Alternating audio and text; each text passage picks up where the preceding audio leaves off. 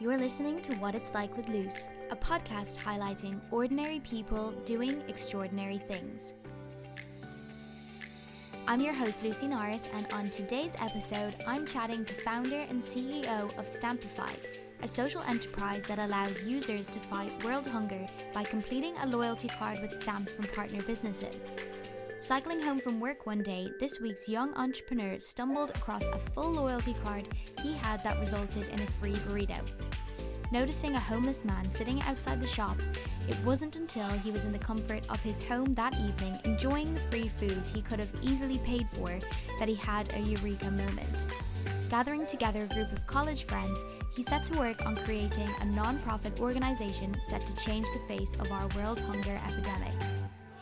Navigating pivotal roadblocks along the way, sharing thoughts on today's pressures to achieve success at a young age, and most importantly, how he did it, here's what it's like to be Conor Leen. Before we get stuck into the episode, I just wanted to say that if there is a drop in sound quality throughout, I'm very sorry, but in respect of social distancing during COVID-19, I've had to record episodes remotely. In this challenging time, we're all trying our best, so I really hope everyone is staying safe and that you enjoy the episode. Welcome, Conor. Thank you so much for coming on and chatting with me today. I think it'd be a really great starting point to talk a little bit about your interests growing up. Were you always interested in kind of forging a career around maybe philanthropy and kind of charity work, or is that something that just kind of came out of the blue for you? I guess philanthropy and charity work, not so much. It wasn't, I guess, something that was always on my radar as a child or growing up in adolescence. I guess my parents have always been quite charitable and have always been very into helping people. So I think that they probably led by example when I was younger. But no, I wouldn't say when I was growing up that I was striving to create a social enterprise. I think when I was younger, though, I would have strived towards entrepreneurship. I had an uncle he's an entrepreneur, and I always kind of looked up to him in that regard, especially kind of when comparing to other sorts of jobs. I always like the idea of working for myself and being your own boss. So I think I was drawn to that, definitely. And then I guess some experiences I had growing up definitely lent to that. I guess what probably pushed me towards Stampify most was when I was in college. I was president of Trinity's Entrepreneurial Society, so I got to work with a good few different startups. And at the same time, I was also on the Cancer Society, which is obviously a charity society. So I think working with the two of those it definitely pushed me a bit more towards entrepreneurship, but then also, I guess, philanthropy too, and seeing if there was a way I could bring the two together, and obviously was able to do that with Stampify being a social enterprise. I think it's really interesting that you kind of went that direction into forming a social enterprise, because I don't know if it's maybe, a little bit of a pressure for people kind of our age, like graduate age, or whether it's just like a social construct that there's this expectation that you need to be, really successful, really young, and be earning loads of money and going on holidays and all this kind of stuff. So I think it's really interesting that then, having done a business course in Trinity and being so interested in entrepreneurship, that you then went on to create a company that essentially wouldn't earn you any money. Yeah, exactly. That's it. So Stampify is a not-for-profit. There are 7 of us on the team, and none of us take any income from it. All work is done on a voluntary basis. I would agree with that, though. I think, that there are sometimes pressures socially to work your way up the ladder as quickly as possible, and any time not spent doing that is nearly seen as time wasted. I've seen, even with what's going on in the current environment with coronavirus and people being stuck at home, like, there is a lot of pressure and posts and stories on Instagram of people hashtag making the most of it, and getting really fit and making sure that they're using their spare time to read books, and like all kind of going towards, I'm going to be ready to hit the ground running when I come back. But then I saw some posts on that sort of stuff, and just, I guess one that resonated with me was just because you have all this downtime, it doesn't mean that you need to be striving towards normality and when things are back the way they were. Just take things at your own pace, which I thought was really good. I know that's probably a little bit of a tangent, but no, it's fine. Yeah. We like tangents. They're good. Yeah, no, obviously, like, I really admire the work that you guys are doing, and I think it's amazing that is the path that you chose to go down. It was just an interesting point for me when I was researching. So I guess, can you kind of, for anyone that hasn't heard of Stampify or the work that you're doing, do you want to just explain a little bit about the core essence of the company? Yeah, definitely, I'd love to. So in a nutshell, Stampify is a loyalty card for charity. So it works the same as a loyalty card you'd pick up in any coffee shop and restaurant, buy X amount of good and get one free, with two key differences. So the first one is that the Stampify loyalty card can be used across different businesses. So you can go into coffee shop A, get a stamp, go into coffee shop B, get a stamp on the same card, working towards one goal. And then the second and probably the most important difference is, as a user, when you complete the card, instead of you getting a free cup of coffee or a free meal, the partner business or businesses make a donation to charity in its place. So our model is very simple. For every card that a user completes with 7 stamps, the partner businesses make a donation to our partner charity, Mary's Meals, to feed a child for 2 weeks in the developing world. So for every stamp a user collects, 2 meals are donated. And that's it there. Yeah, we partner with Mary's Meals to do that. So they're an international aid charity who work in 18 countries across the developing world. And what they do is they provide meals to children there. And most importantly, they provide them in their place of education. So they have the effect of not only fighting world hunger, but actually also encouraging children to go to school as well. So we absolutely love the vision that Mary's Meals had. And when we met with them, it really just drove home that this is the cause that we wanted to support. So I think that's Stampify in a nutshell. We launched our paper loyalty card in October of 2018. We grew that to over 100 locations throughout 2019. And more recently, at the tail end of 2019 and then into 2020, we developed and launched a Stampify app. So we've actually gotten rid of the paper loyalty card and moved it over to an app which can be downloaded on Android or iOS. I'm interested to know kind of how, because obviously there's so many different avenues you could have gone down with this, so many charities you could have picked. So what was it about Mary's Meals, or why did you decide to help this cause? Yeah, that's a great question. So when we had the idea for Stampify, we knew it was going to be a loyalty card for a charity. The most important question then, as you just said there, is what charity and how do we pick that? So we did a lot of research into this.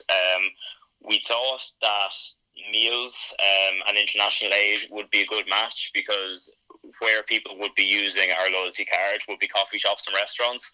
So they would be places that they'd be buying themselves coffee or buying themselves meals. So it was a nice natural fit.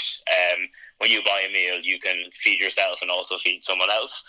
So we did extensive research into charities in this arm, and then also some other charities as well, because we didn't want to just make a decision based on an assumption that we should go with meals. Why we picked Mary's Meals was for 2 reasons. So the first of those is the impact they have. So for every euro we give Mary's Meals, 93 cents goes straight to the cause, which is industry leading and is about as high as I could have seen, or I had seen in any of the charities we looked at. And then the second reason is something I alluded to earlier on. So it was just the vision. We really, really liked their vision of not just providing meals to children in the developing world, but providing them in their schools. So having the double effect of also encouraging them to get the education that would hopefully give them a good chance of escaping poverty. And then going back to the very beginning of your journey with Stampify, do you have kind of, I don't know, maybe a eureka moment where this idea came to you? Because you had developed it straight out of college. Am I correct in saying that? You're right in saying that, yeah. So I actually came up with the idea, or it crossed my mind a good bit earlier. So it was in the summer of my 3rd year of study. I was doing an internship in Accenture, and I think I was in quite late one night, working towards the end of a project, and had to be in quite early the following day. So I was cycling home, and I just stopped into Tolteca to get a burrito. And when I was there, I noticed that my loyalty card was full. It was just one at the back of my wallet. I couldn't remember when I even used it last. So I used the loyalty card to pay for the burrito instead of having to actually pay cash. And I was cycling back to my house in Ringsend, and I saw a member of the homeless on the side of the street. And I guess at the time I didn't stop or anything. I just kept cycling. But when I sat down in the house to eat the burrito, I just kind of thought about what had happened and how I didn't really need the burrito for free. Like, I just got paid the day before, I think. I could have so easily paid for the burrito, whereas this man on the side of the street probably could have done with it, or I guess something equivalent to it, more than I could have. So I just started thinking about kind of the imbalance and opportunity of what had happened there. There was something in the loyalty card and the free meal I got from it that I didn't really value.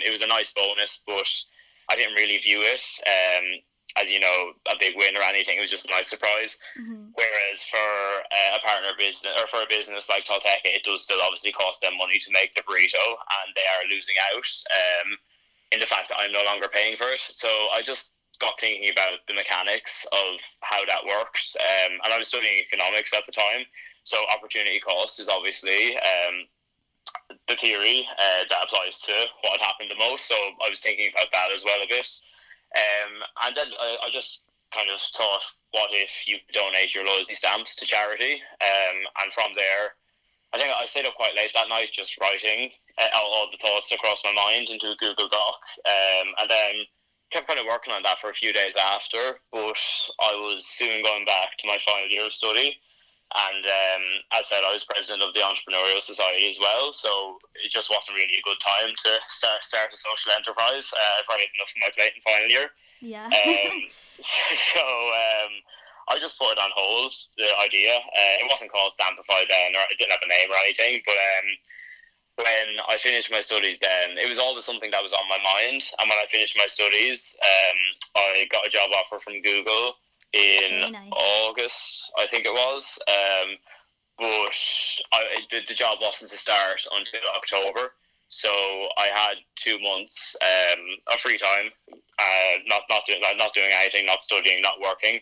And a lot of my friends had already started their work contracts.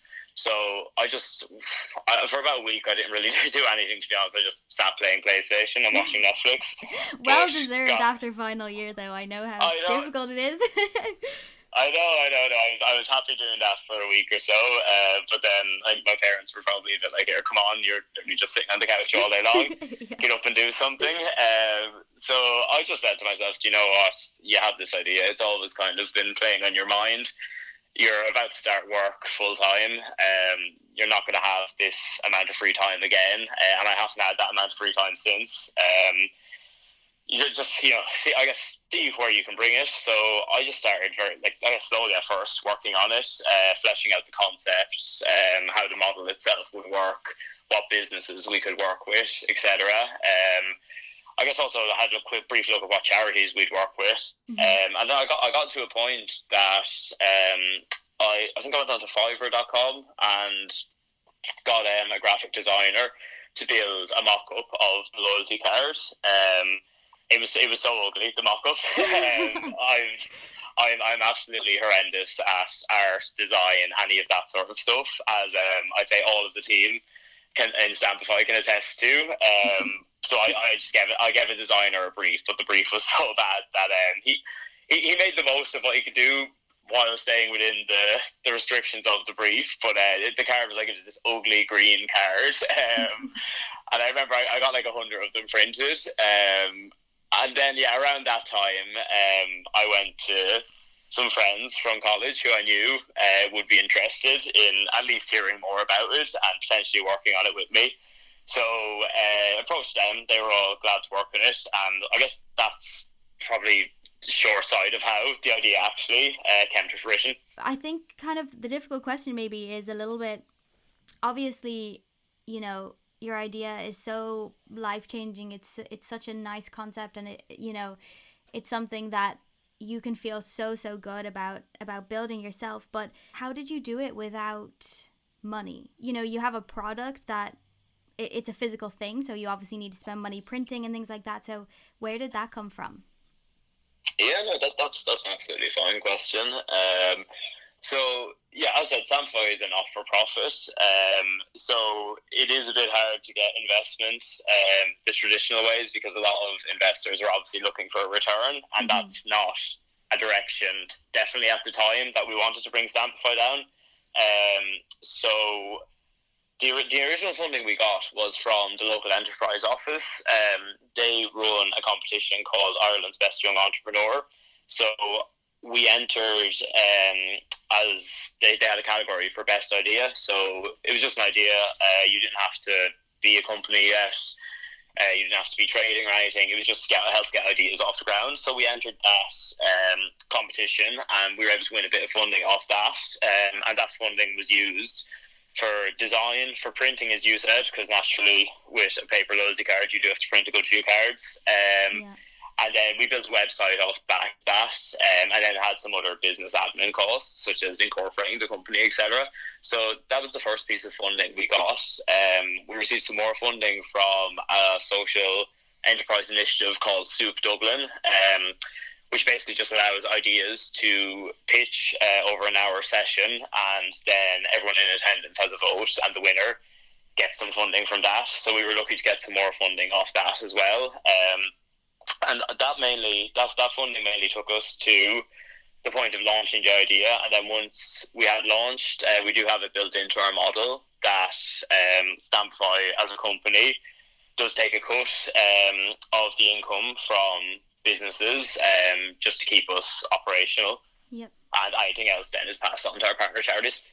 So once you've generated a little bit of funding in order to kind of bring this to life and really get ready to share this idea and this vision with the consumer market, I guess. So what was it like bringing it to market? How was it received by both customers and then companies as well? Good question. So as I said, we launched in October, I think it was October 13th of 2018.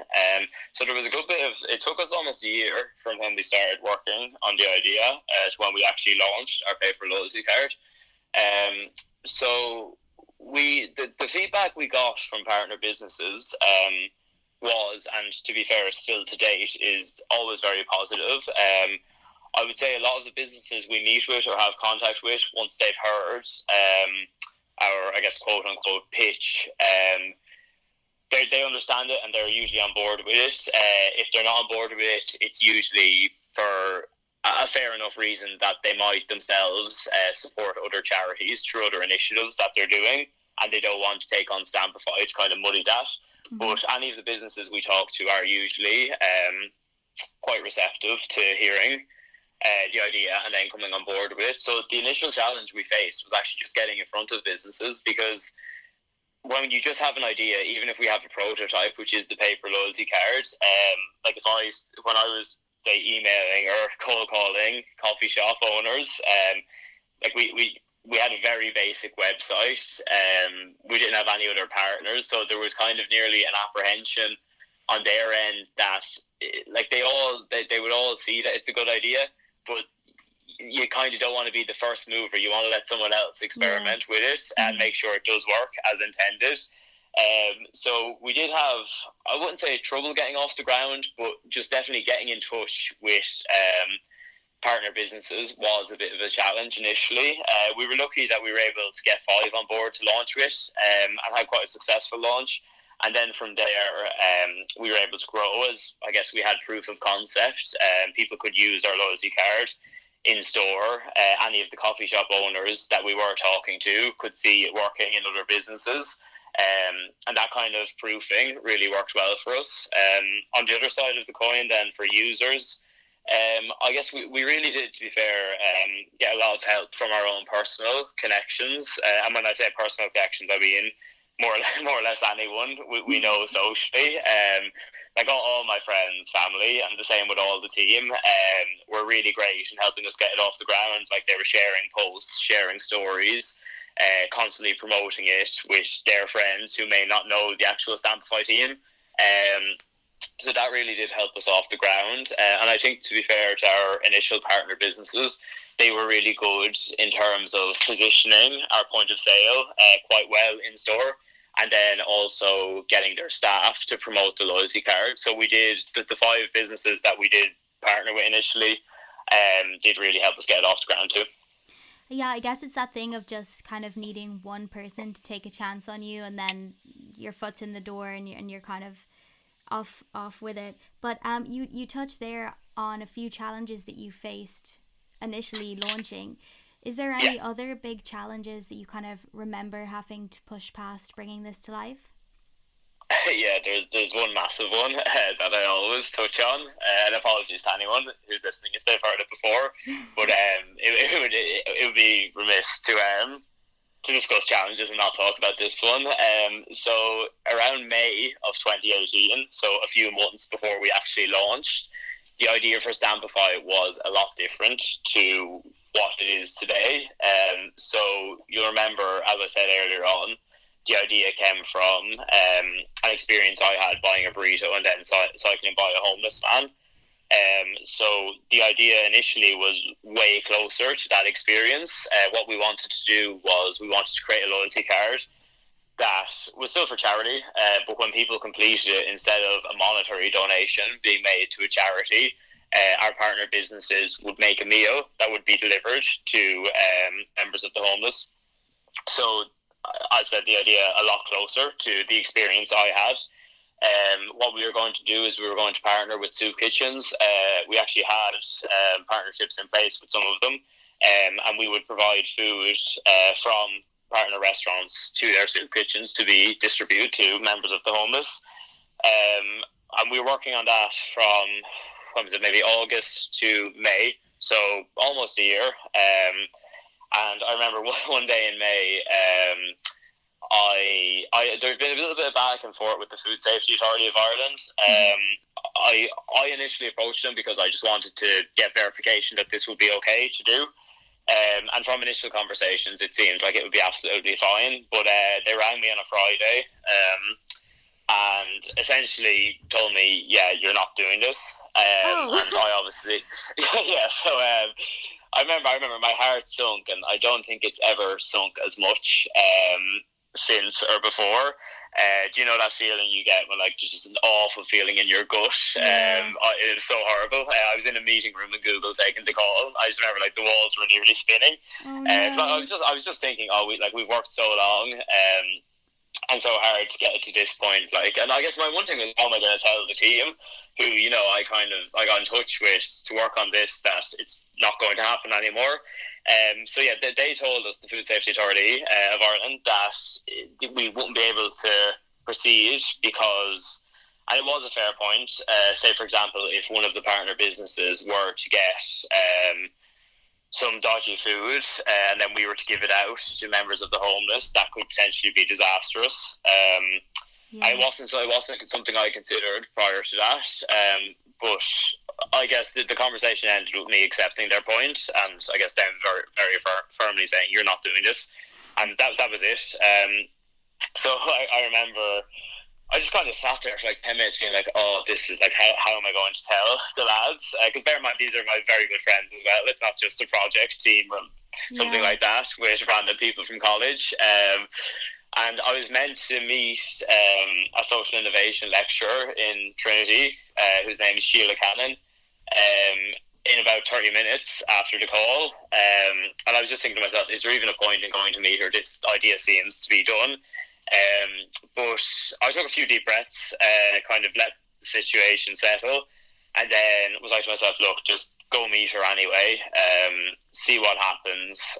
I guess run the issue you've just faced by her and see if she has any input to it.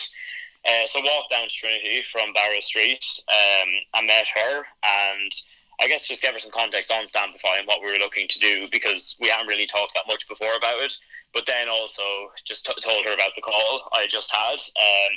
And to be fair to her, she she was able to give me perspective on the situation. She wasn't as emotionally invested in it as I was. Like my heart was still kind of pounding and my head was still spinning a little bit. Understandably, though, your whole idea nearly went up in flames. Like exactly.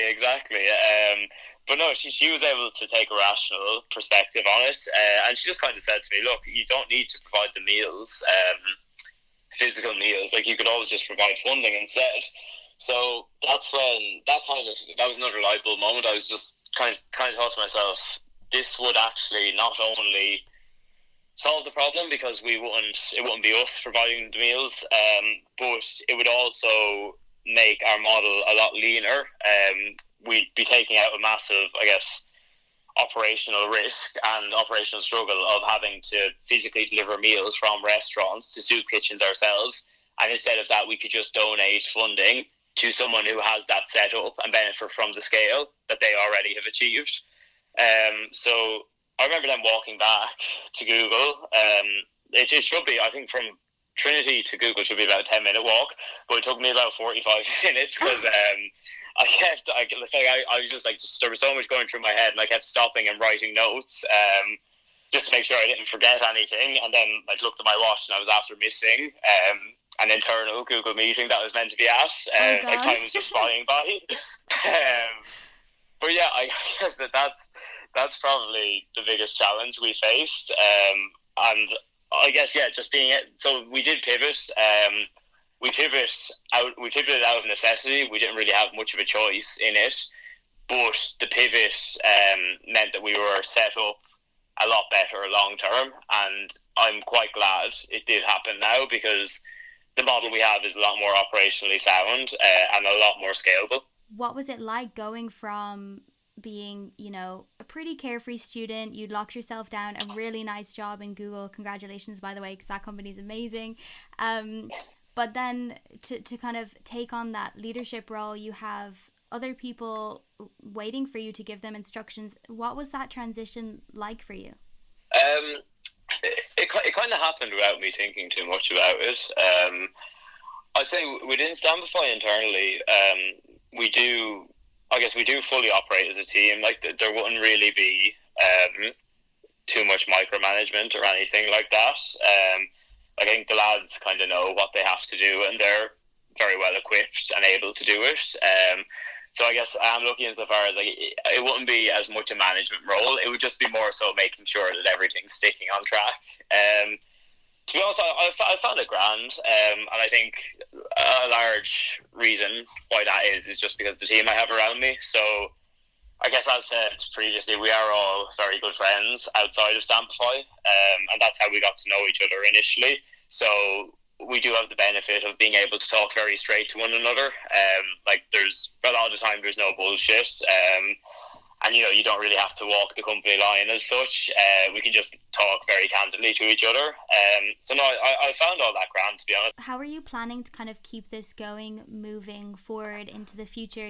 Maybe as you get busier in your job, as it is a non-profit organization, do you have kind of plans in place to always have it going on the side, or can you ever make this a full-time job for yourself?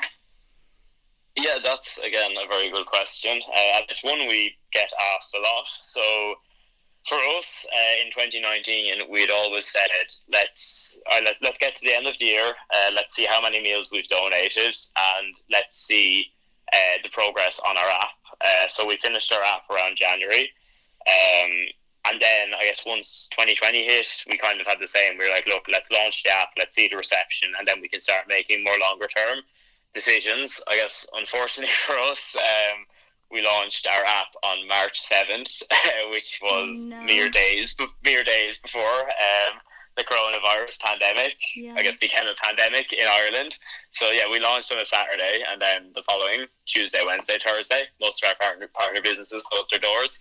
So I guess we're kind of pending on that one. I think it is something that a lot of us probably would work on full time. But again, we do also recognise that there are many different ways to make a difference. I think everyone on the team will definitely go on to do great things in a charitable sense, and in every sense, to be honest, but I guess specifically talking about charity, it's just about, is Stampify the best vehicle to do that? I know some of us have discussed maybe starting a for-profit business with a charitable arm. It's just about being able to gauge what's best, not for us, but I guess for charities. And touching on that kind of idea of, you know, moving forward, and I feel like you have already achieved a lot of success with this idea so far, but I'd be interested to know for you personally what your idea of success looks like. That's a good one. For me personally, I guess it's hard to define it as such. I was kind of having a think about this not too long ago. Like obviously with Stampify, like our North Star is the number of meals we've donated. Like we hit, just before the pandemic broke out, we hit 120,000 meals. Oh, wow. Which is a fantastic achievement. Yeah. But I'd view that more as, I guess, a company success metric. Yeah. For me personally, I think it's probably just to be kept moving and kept doing something and kept learning. I think like when you're starting and when you're not doing something, personally, now I'm not saying this applies to everyone or should apply to everyone, I just get a bit agitated. So success for me is just kind of moving quick, testing things, seeing what works, what doesn't, and learning. Like Stampify could end tomorrow, and you could view it any one of 100 ways. You could view the number of meals we've donated, how much we expanded, but you could also view maybe the opportunities we had that we didn't take advantage of. There's a lot of different ways to, I guess, slice that. But for me, the ultimate success metric is what I've learned from it and how I'll be able to apply that in the future to my ultimate goals. I think I'm very happy where I am with Google at the moment. But again, I don't know what the future holds. I would imagine at some stage in my 20s, I'll found another company. I'd be quite surprised if that wasn't the case.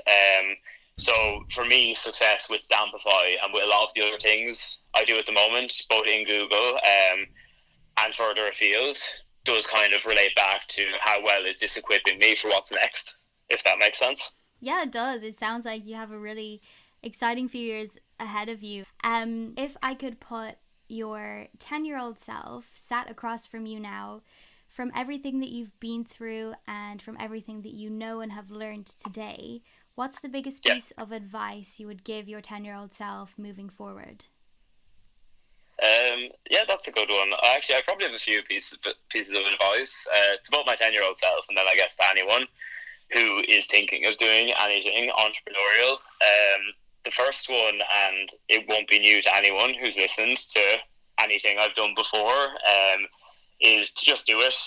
So myself personally, I've often had other ideas for Stampify, not necessarily for a company or anything like that, but say in different societies I was on in college, how to improve them, different projects to do, stuff for even lecturers, stuff for businesses that I interned in and worked in during college. And I guess sometimes I used to have a tendency of bringing them to the point where I felt I could pitch them, but then getting cold feet and not actually doing it. And I guess some of that was probably out of fear of, when you do that sort of thing, you put yourself out there a bit. Mm-hmm. And you definitely do leave yourself open to being shot down. And shot down's a wrong way to put it, but I guess leave yourself being open to, people not going with your idea and potentially losing face. So that's fear of rejection a little bit, I guess, as well. Exactly. And that's how I perceived it internally. And it's not usually the case, to be honest. Even if you do have an idea that you think is good and you pitch it, and it isn't something that people go with, I guess the first thing is nobody actually cares and nobody will remember it next week. People aren't going to be like, oh God, do you remember that time Conor pitched that project that we didn't go with? But for me internally, that was something that I thought, I guess not thought would happen, but kind of thought would be at the back of people's minds, which was a silly thought. So I'd recommend for anyone, if they have any sort of ideas, to just go for it. You'll learn a lot about yourself. I've learned more about myself founding and running Stampify than I have doing anything else in life. Like, I'll never learn as much from Google, from college, etc., as I have from this experience. And even like I said, even if Stampify ends tomorrow, like, the success for me will obviously be the impact we've had with people less fortunate for us, but then also the impact that I've had internally and been able to learn. So I would definitely recommend to people to just go for it, especially if you are, I guess, that sort of type of person that might be a bit averse to putting yourself out there. I guess some other advice, and I guess for anyone who's listened to this podcast and everything I've said so far, it probably won't be news, but like, entrepreneurship is a complete roller coaster. You'll have incredible highs and incredible lows. A good piece of advice is just to be able to take a step away from it and get perspective. And sometimes you need other people and the help of other people to do that. But like, say, when I was in that room, you know, the walls were spinning. Like, that, I didn't manage that well because I didn't know how to manage that well. If something like that happens now, I feel I'm a lot better equipped to deal with it. So, like, some of it's little things, like just being able to manage your breathing, talking to someone who's completely separated from the situation just to get some outside perspective, realizing that it's not the end of the world. And at the end of the day, talking for myself personally now, but I'm very lucky to be in the situation that I am in. And even if whatever you're fearing, even if something 10 times worse than that happens, at the end of the day, I still have my family, I still have my friends. Like, you know, you do need that perspective, and I think that's something I've learned. But it is something that would-be entrepreneurs should know, that when things are going very badly, or when you think things are going very badly, that's just part of entrepreneurship. And especially if you're the founder or you're one of the founders of a company, those problems, when they come to your company, come to your doorstep directly. So it is just about realizing that every single startup founder has those problems, and learning how to combat them.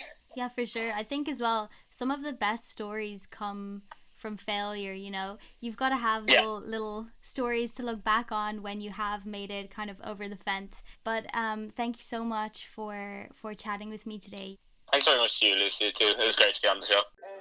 Thank you so much for listening, and as always, please rate, share, and leave a comment if you like what you hear. And don't forget to follow @WhatIt'sLikePod on Instagram and Facebook. To download Stampify, please visit the links in the show notes provided.